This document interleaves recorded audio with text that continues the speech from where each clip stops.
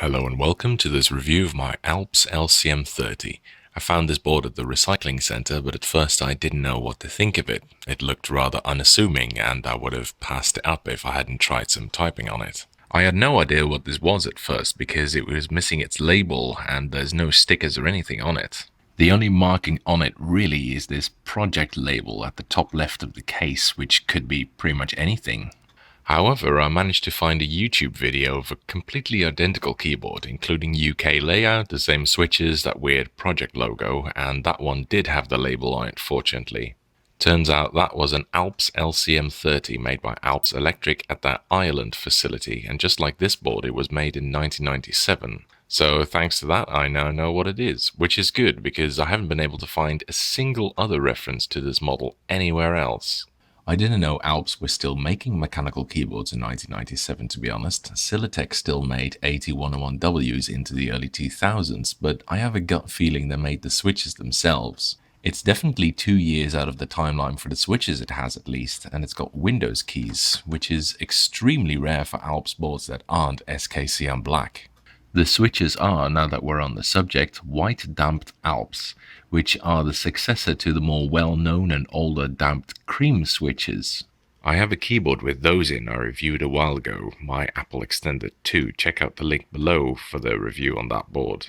But not quite as much is known about these white damped Alps, and they're not as widespread. The damping mechanism that Alps used consists of adding 2 rubber H-shaped bumpers in the slider, for which the sliders have a special indentation. The bumpers don't reach outside of the slider, so instead the housing has posts that rise up to meet them instead. That way the dampers have the smallest possible an impact on the key feel and travel distance, a quite clever mechanism. And because the dampers are also on the top part of the slider, it also silences the upstroke, unlike cherry O-rings, which only silence the downstroke. Cream damped Alps use the same damping mechanism as white damped Alps, but the parts they're made of are slightly different. The top housing on cream Alps has slits in it, and it's a slightly lighter color than the black color of the white damped Alps switches. The spring has fewer windings, I hope you can see that on the camera, and the tactile leaf is slightly different. And although all these things might seem unimportant at first, when you try these switches side by side, there are some immediately noticeable differences. You can tell this very easily from loose switches as well, and to get some better sound gain I'll use my microphone to record this as my camera doesn't pick it up as well. First, here's the cream damped switch. Makes practically no noise at all. And then there's the white damped switch, which has a faint but noticeable click in both directions. Here I'll demonstrate them after each other quickly.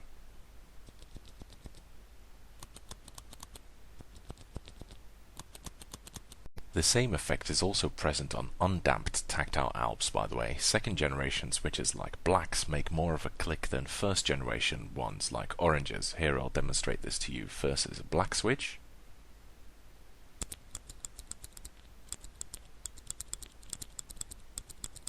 Again, a faint click in both directions, and then an orange one, which is much more silent.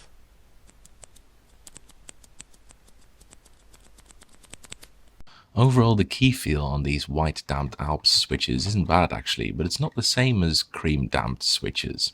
I still find it hard to put my finger on it, to be honest, but I've tried them side by side quite a bit, and here's what I think. They don't feel scratchier per se, but they do feel a bit rougher somehow. And the tactile bump feels kind of equally big, but it's noticeably sharper in these white switches. Thanks to Tom, aka HisFac, who very kindly made me an Apple converter. I've been using this AEK2 at work for a while, and I used the Alps one at home. And although I liked both of them, I got more tired of the Apple actually, so I think I actually prefer the white damped switches.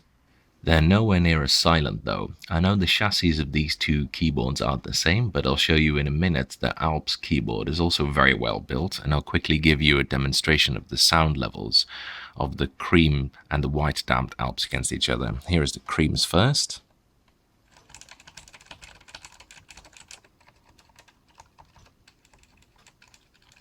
And then here's the white damped Alps.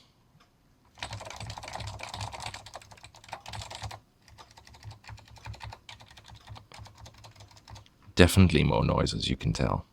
Now, about the construction of the keyboard, it's really good. At first you might think it's got the banana case of the 80-101, and indeed it very much looks like one, but it's got a wave-shaped case. Coincidentally, I did find a single Alps-made 80-101 online with the same white damped Alps switches in it that also had that strange project logo on it, by the way. The wave case is from the Alps Clara model, however, which is a dome with slider model. Yeah, I know, it's filthy as fuck. But the LCM is a well-built mechanical.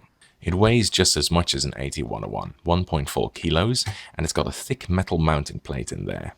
Now, almost all old mounting plates are rusted, and many of them are either matte steel or, especially in the case of Alps plates, painted black.